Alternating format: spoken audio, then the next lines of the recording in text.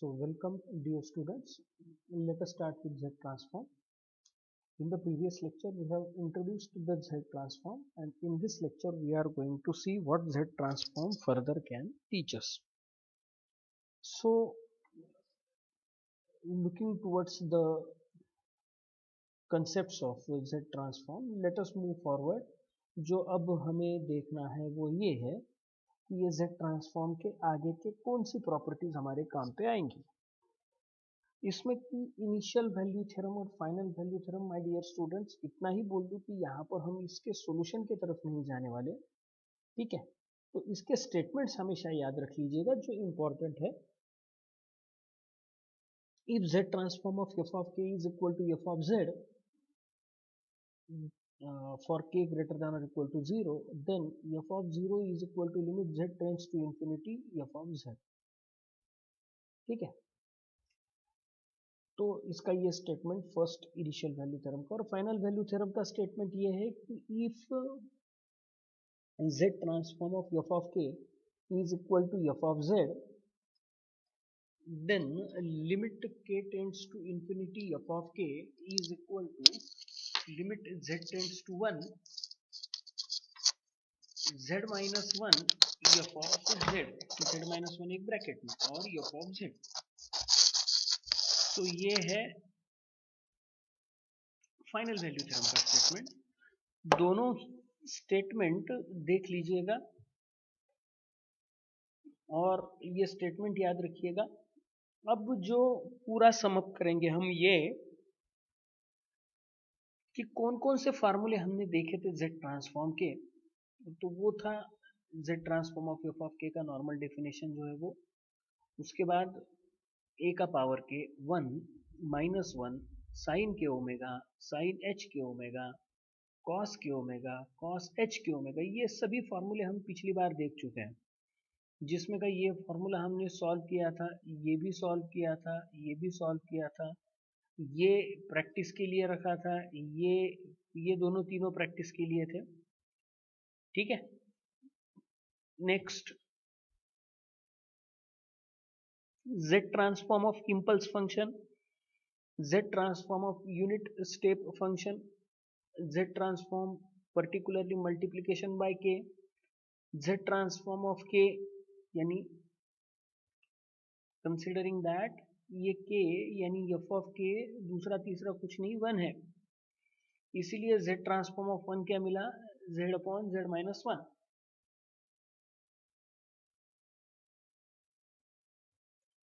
Hopefully you are understanding this. Next, minus k का power n, इसी structures में से देखा जाए तो k का पावर n इंटू a का पावर k, ये फार्मूला लगा वहां पर, सॉरी नीचे आया, ये फार्मूला लगा यहाँ पर, ठीक है। तो a का पावर के ऐसी सभी चीजें, हाँ बाद में change of scale property, shifting property, ये दो प्रॉपर्टी इंपॉर्टेंट है हमारे लिए। उसके बाद शिफ्टिंग प्रॉपर्टी के 3 एग्जांपल्स, जो एक्सटेंशन जिसको हम कहते हैं वो, apart from that initial and final value theorem. अब जो हम देखने वाले हैं वो ये कि एग्जांपल्स ऑफ जेड ट्रांसफॉर्म। सबसे पहला फार्मूला देखेंगे ए 5 का पावर के, लेकिन ये तो ए के पावर के जैसा ही है, तो मैं क्लियर कट इसका सॉल्यूशन लिख सकता हूं। इसका सॉल्यूशन आएगा z अपॉन,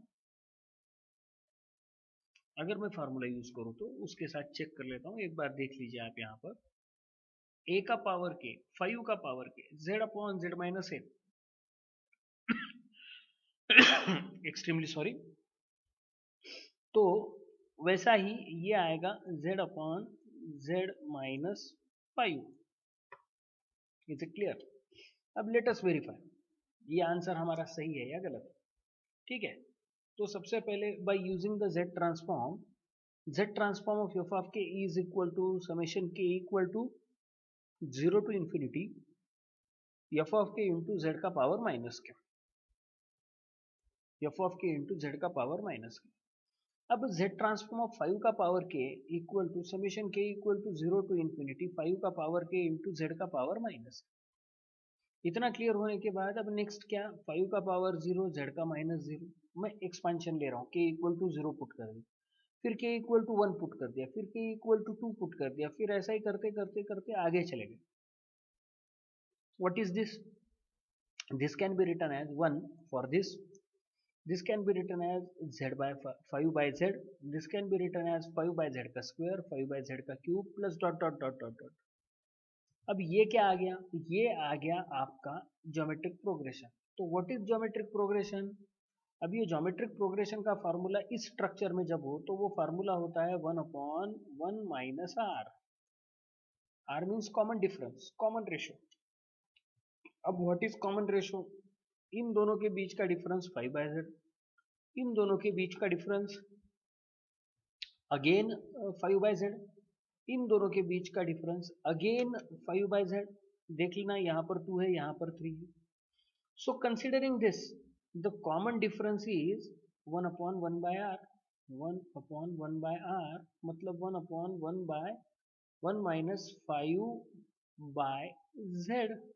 इसका एलसीएम ले लो तो होगा z माइनस 5 अपॉन z, यानी final answer z divided by, इसको इरेज कर दूं तो फाइनल आंसर मिलेगा z divided by z minus 5. और यहाँ पर लिखूंगा, just minute, z divided by z minus 5. ये हो गया आंसर. सो ये बात याद रखिए कि इस प्रकार से हमें इसको आगे बढ़ाना है. अब दूसरा फॉर्मूला क्या होगा? Find the z transform. Solution problem कौन सा होगा? Find the z transform of a का पावर मॉड के. अब a का पावर मॉड के, इसका मतलब क्या? ये दो जगह घूमेगा माय डियर स्टूडेंट्स. पहला कहाँ घूमेगा? ये पहला घूमेगा मॉड के है, इसका मतलब ये k निगेटिव भी है, k पॉजिटिव भी है. k निगेटिव है, इसका मतलब k कहाँ से कहाँ तक आएगा? निगेटिव, यानी माइनस में भी होगा और प्लस में भी होगा.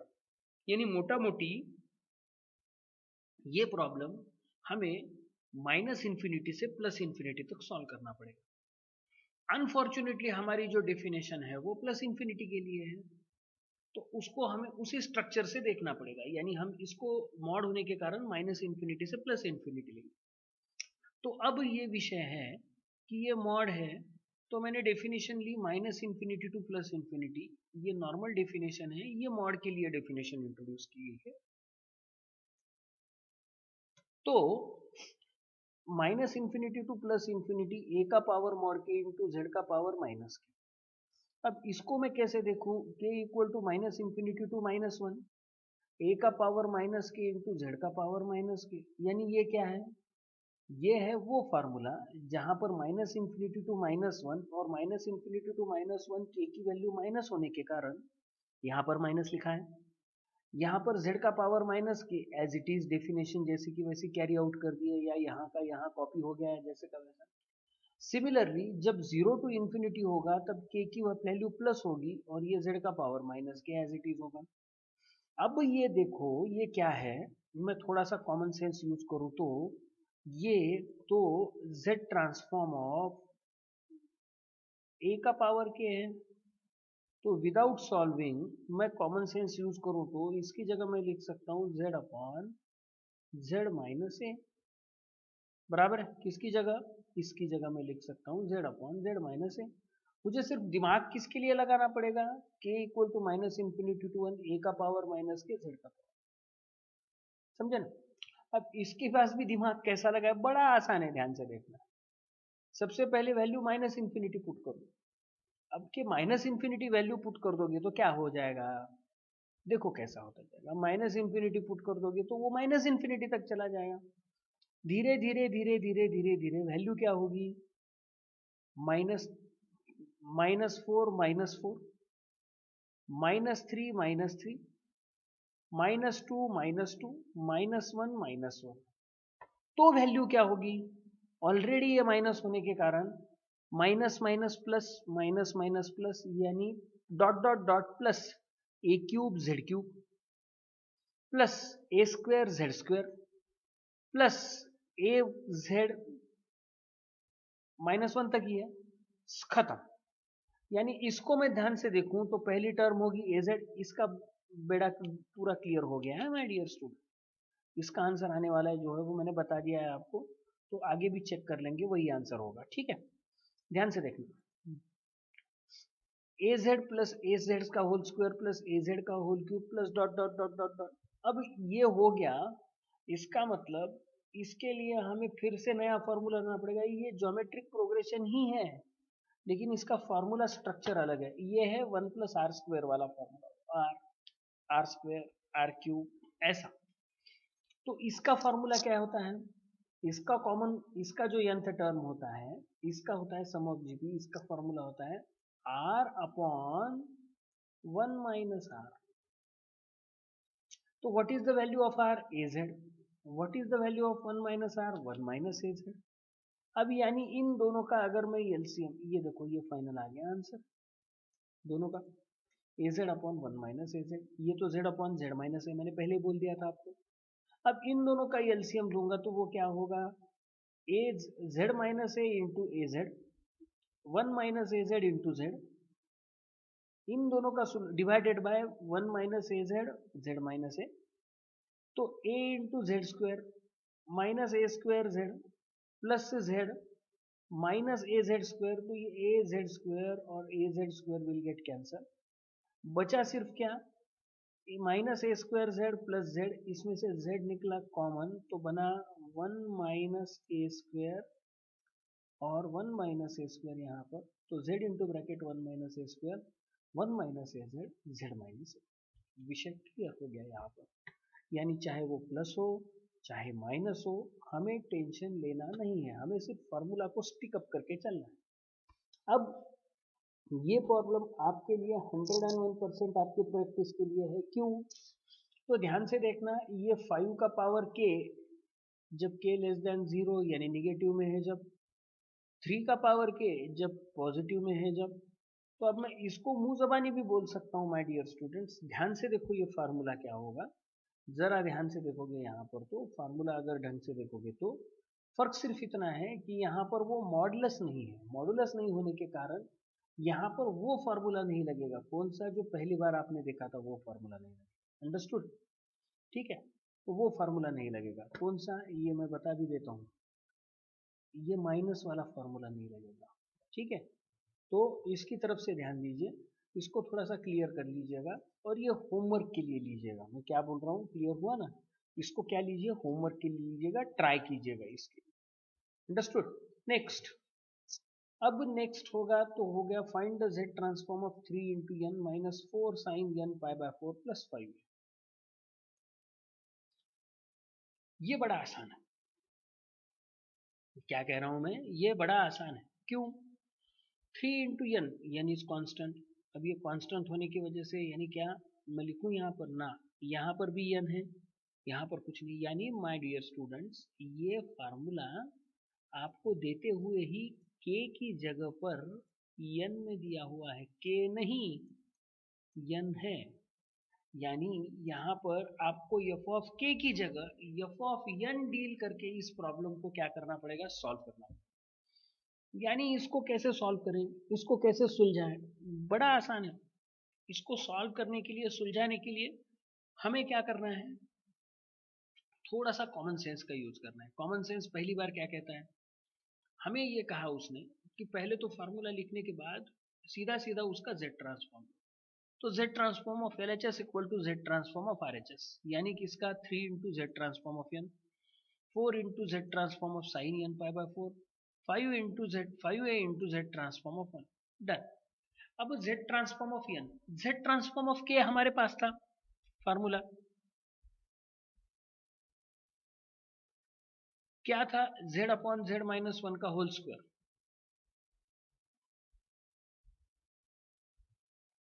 सी carefully, z upon z minus 1 का होल स्क्वायर 3 इंटू माइनस 4, ये तो स्टैंडर्ड फॉर्मूला है, z into sine omega divided by Z square minus 2z cos omega plus 1। It's clear.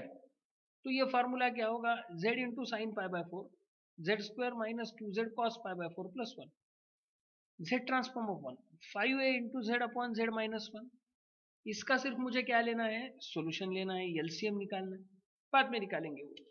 ठीक है, वैल्यू सब्सटीट्यूट कर दो, साइन पाई बाय 4 की value 1/√2, cos pi by 4 की वैल्यू 1/√2, एलसीएम ले लो। एलसीएम लेने के बाद क्या हो जाएगा, एलसीएम लोगे तो पता चल जाएगा कि यहाँ पर दोनों डिवाइड करके क्या हो जाएगा, कैंसिल हो जाएगा। फाइनल आंसर क्या मिलेगा, √2 into Z square minus 2z plus 1। या तो कॉमन सेंस ऐसा कर सकते हो एलसीएम निकालने से बदले इसको थोड़ा सा सिस्टमेटिकली भी लिख सकते हो। कैसे बता दूं मैं आपको, ध्यान से देखना। एलसीएम थोड़ा सा अगर रूट वाला कंफ्यूजन हो जाए तो सी केयरफुली मैं क्या बोल रहा हूँ। वो 1 यहाँ पर है, √2 यहाँ पर है, तो मैं देखो क्या कह रहा हूँ, मेरी बात थोड़ा सा एनालाइज करने का ट्राई करना, ठीक है ना। अब मैं क्या कर रहा हूँ, न्यूमरेटर और डिनोमिनेटर को √2 से मल्टीप्लाई कर रहा हूँ। पहले ही वहां पर 1/√2 है, 1/√2 है, 1/√2 है। मैं इसको या तो इसको पकड़ लो या तो इसको पकड़ लो, दोनों को सेम मेथड लगेगी, ठीक है। हो गया क्लियर, दोनों को भी सेम मेथड लगेगी। अब ध्यान से देखना, मुझे डिवाइड करना नहीं है, मुझे एक्चुअल में कुछ भी नहीं करना है, समझे ना मैं क्या बोल रहा हूँ। मुझे सिर्फ थोड़ा सा कॉमन सेंस यूज करना है, वो कॉमन सेंस यूज करके मुझे सिस्टम को सॉल्व करना है। अब ये कॉमन सेंस क्या कहता है, कॉमन सेंस ये कहता है, ध्यान से देखना, कि मैं यहाँ पर न्यूमरेटर में रखूंगा, नीचे मल्टीप्लाई करूंगा, यानी क्या हो जाएगा, √2/, ओके क्या, √2/2। अब देखो √2/2, तो डिनोमिनेटर में 2 और ये 2 विल गेट कैंसल, तो यहाँ आ जाएगा Z square minus √2z plus 1। और न्यूमरेटर में ये 2 तो कैंसिल होने से रहा, न्यूमरेटर में ये 2 तो कैंसिल होने से रहा, लेकिन यहाँ पर 4 है ना, तो न्यूमरेटर में आएगा 2 इंटू √2, 2 इंटू √2। तो फाइनल क्या हो जाएगा, देखो 2 इंटू √2 न्यूमरेटर में आएगा, क्योंकि 4 में से एक 2 कैंसिल हो जाएगा, और यहाँ पर ये सिस्टम होगी, ठीक है। सो अब इसको जब एलसीएम दूंगा तो वो एलसीएम मुझे चाहे तो इन दोनों का एलसीएम ले सकते हो, इसको एज इट इज रख सकते हो, नहीं तो यहाँ पर भी आपने प्रॉब्लम खत्म कर दिया तो कोई गलती नहीं होगी, यहाँ पर भी आप प्रॉब्लम फाइंड अप कर सकते हो, कोई अड़चन नहीं। नेक्स्ट, अब find the z transform of k into a का पावर के। अब जेड ट्रांसफॉर्म ऑफ ए का पावर के हम बहुत अच्छे से पता है कि जेड अपॉन जेड माइनस है। अब के से उसको मल्टीप्लाई करना है, मतलब minus z into d by d Z से उसको मल्टीप्लाई करना है, यानी उस पर ऑपरेट करना है। तो z transform of k into a का power k is equal to minus z into d by d z. Z transform of a का पावर के, इसका मतलब जेड अपॉन जेड माइनस है। अब इसका डेरिवेटिव होगा, डेरिवेटिव होगा इसका मतलब डिनोमिनेटर का square, denominator as it is into numerator का derivative minus numerator as it is into denominator का डेरिवेटिव। फाइनली आंसर क्या बना, z minus a minus z, z z will get cancel, a and minus z, minus minus will be plus, so final answer will be a z upon z minus a का whole square. इतना clear हुआ। Next, इतना अगर clear हो गया हो तो अब find the z transform of k into a का पावर के माइनस 1, के ग्रेटर देन और इक्वल टू 1। अब ये के ग्रेटर देन और इक्वल टू 1 कहा, इसका मतलब क्या है, इसका मतलब ये कि ये के 1 से ही रिजल्ट देना चालू करेगा, 0 से रिजल्ट देना चालू नहीं करेगा। यानी ये फॉर्मूला तो लिख दिया लेकिन चॉकलेट है। चॉकलेट कैसा, माँ पिताजी कहते हैं ना कि 10th में पास कर ले साइकिल दिला दूंगा, गाड़ी दिला दूंगा, ये चॉकलेट वैसा है, ठीक है। तो अब ध्यान से सुनना मैं क्या बोल रहा हूँ वो। अब जेड ट्रांसफॉर्म ऑफ ए का पावर के माइनस 1 पहले ये निकालना पड़ेगा, तो ही मैं इसके ऊपर क्या ऑपरेट कर सकता हूँ, के ऑपरेट कर सकता हूँ, अदरवाइज नहीं, ठीक है। तो पहले जेड ट्रांसफॉर्म ऑफ ए का पावर के माइनस 1, के इक्वल टू 0 टू इन्फिनिटी ए का पावर के माइनस 1 इंटू जेड का पावर माइनस के। अनफॉर्चुनेटली मेरा प्रॉब्लम यह है कि मैं 0 से इसको स्टार्ट नहीं कर सकता, क्योंकि अगर 0 से स्टार्ट करूंगा तो ये प्रॉब्लम तो खत्म हो जाएगा। मुझे के ग्रेटर देन इक्वल टू 1 का है, तो मैं सब्सटीट्यूशन का यूज करता हूँ। Let us see what happens. Substitution क्या कहता है, सब्सटीट्यूशन कहता है कि k minus 1 equal to m put करूँ, जब k इक्वल टू 0 तो m equal to -1, k equal to infinity तो m इक्वल टू इन्फिनिटी। तो ये लिमिट होगा m equal to -1 to infinity a का पावर m z का पावर m-1। ये m-1 कहाँ से आया? k की value minus of m+1, k की value minus of m+1। Understood? इसका मतलब z summation -1 to infinity m equal to -1 to infinity a का पावर m z का पावर -m इंटू z का इनवर्स। अब देखो क्या हुआ। अब यहां पर ये हुआ कि ये m इक्वल टू 1 है। m इक्वल टू 1 होने के कारण अब मैं क्या कर सकता हूं कि मैं इसमें से थोड़ा सा लॉजिक निकाल के इसको बाहर निकाल सकता हूं। कैसे बाहर निकालूं? इसको बाहर निकालने के बाद ये तो पर्टिकुलर वैल्यू ही z का -1 वाली। Once it is a particular value of z equal to -1, मैं इसको कहां से रन करता हूं?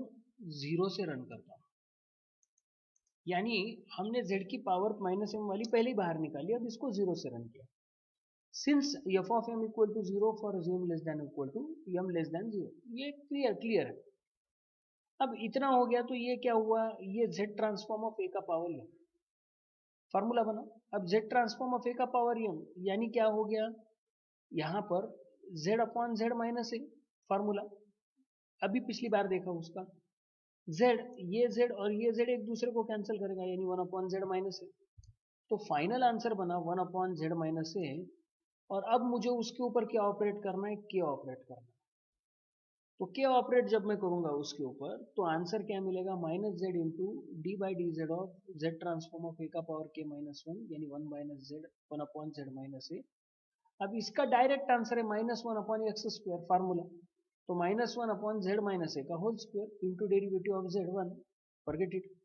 यानी फाइनल आंसर क्या बनेगा? z upon z minus a का whole square. Is it clear? z upon z minus a का होल स्क्वायर।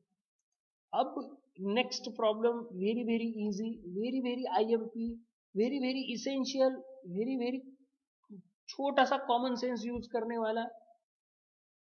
ये एमसीक्यू अगर एग्जाम हुई आपकी तो ये भी बड़ा काम में आने वाला है, तो ये भी याद रख लीजिएगा।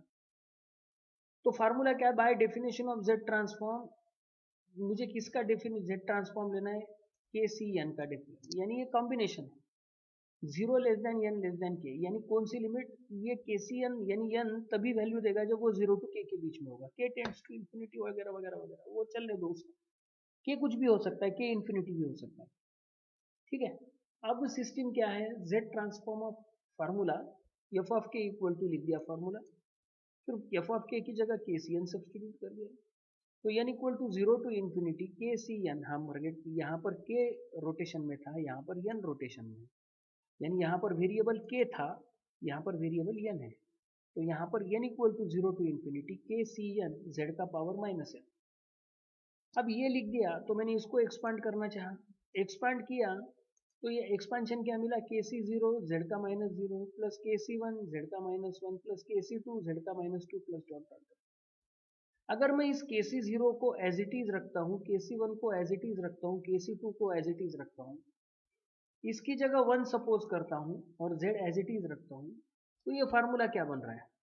के सी 0 1 का पावर n, जो भी है वो k है ना, तो k 1 का पावर k z का 0 प्लस के सी 1 एज इट इज 1 का पावर k -1, धीरे धीरे उतर रहा है, और z का -1 प्लस के सी 2 1 का पावर k -2 z का -2 plus dot dot dot dot dot dot. अब ये क्या इमेजिन कर रहा है, रिमाइंड कर रहा है? इसमें मैंने के सी 0 के सी 1 और के सी 2 अज्यूम किए हैं, यानी पहले का पावर बढ़ रहा है, पहले का पावर कम हो रहा है, दूसरे का बढ़ रहा है।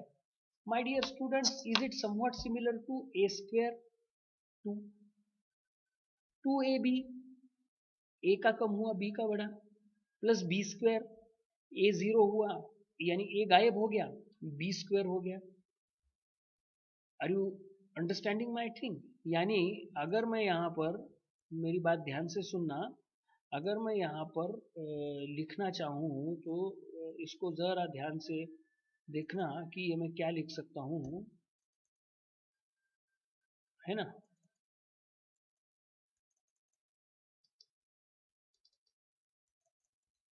तो यहाँ पर थोड़ा इमेजिन करोगे तो आप क्या समझ पाओगे, सी केयरफुली,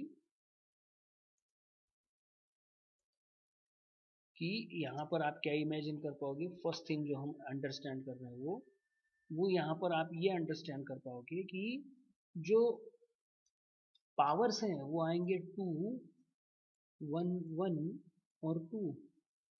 पहले ए का 2, अब मैं इसको जरा ध्यान से देख रहा हूँ, पूरा क्लियर कर रहा हूँ, मैं ध्यान से देख रहा हूँ। देखो पहला पावर आएगा ए का 2, बी का 0, फिर आएगा ए का भी 1, बी का भी 1, फिर आएगा ए का 0, बी का 2। ध्यान से देखो ये क्या है। तो अब मैं इसको कैसे एनालाइज करूं, टू धीरे धीरे यानी ए का पावर धीरे धीरे धीरे कम हुआ, बी का पावर धीरे धीरे धीरे बढ़ा। तो ये कौन सा फॉर्मूला है, ये है बाइनोमियल एक्सपेंशन, बाइनोमियल थ्योरम। तो by considering the binomial theorem what I understood कि ये दूसरा तीसरा कुछ नहीं है, 1 प्लस जेड इनवर्स का पावर के फॉर्मूला है।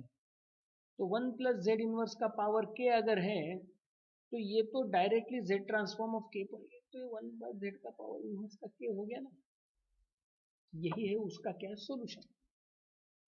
Next, find the z transform of a का पावर k इंटू कॉस के पर। सबसे आईएमपी, सबसे आसान, इसको दो वे से सॉल्व कर सकते हो, कॉस के पाए या तो, यानी कॉमन क्या कह रहा है, पहले कॉस के पाए का फॉर्मूला लो, z ट्रांसफॉर्म लो, उसके बाद उसके ऊपर क्या ऑपरेट करना, a का पावर k ऑपरेट करना। मतलब कौन सी property, change of scale property. Clear याद रखना dear students, change of scale property क्या कहती है, पहले एक एफ ऑफ के का z ट्रांसफॉर्म लो, उसके बाद में उसके ऊपर a का पावर k ऑपरेट करो। So the formula will be if z transform of f of k is equal to f of z, then z transform of a का power k into f of k is equal to f of z by a। तो हम वैसा ही करेंगे। तो इसके दो method है, या तो cos k पाई का फॉर्मूला यूज करो जो हमने देखा था, वरना उसको -1 का पावर k लिखो। समझ में आया ना क्या फॉर्मूला, cos n पाई का फॉर्मूला लिया वहां पर। तो cos n पाई का फॉर्मूला क्या कहता है, cos n पाई का फॉर्मूला ये कहता है कि हम वहां पर क्या है formula, cos n pi is equal to bracket -1 का पावर n। तो उसी हिसाब से cos k पाई का फॉर्मूला -1 का पावर k। ठीक है, अब मैं इसको कैसे एनालाइज करूं, f of k, z transform of f of k equal to -1 का पावर k, इसका तो फॉर्मूला मेरे पास पहले से मौजूद है, 1 upon z upon z plus 1। अब z ट्रांसफॉर्म ऑफ a का पावर के उसके ऊपर ऑपरेट करूं इस f ऑफ k के ऊपर, तो फार्मूला होगा shifting property, f z z if z transform of f of k is equal to f of z, then z transform of a का power k into f of k is equal to f of z by a। तो यानी common sense क्या कहता है, जहां जहां z वहां वहां, जहां जहां z वहां वहां z बाय a, बस। तो z बाय a डिवाइडेड बाय z बाय a प्लस 1, एलसीएम निकालने के बाद a और a विल गेट कैंसल और final answer will be z upon z plus a। This is the final. इतना क्लियर हुआ। नेक्स्ट, अब ये जो प्रॉब्लम है मैं यहीं पर क्या कर रहा हूँ, इसको वाइंड अप कर रहा हूँ। अगले इसमें हम इनवर्स z ट्रांसफॉर्म देखेंगे। Thank you, thanks.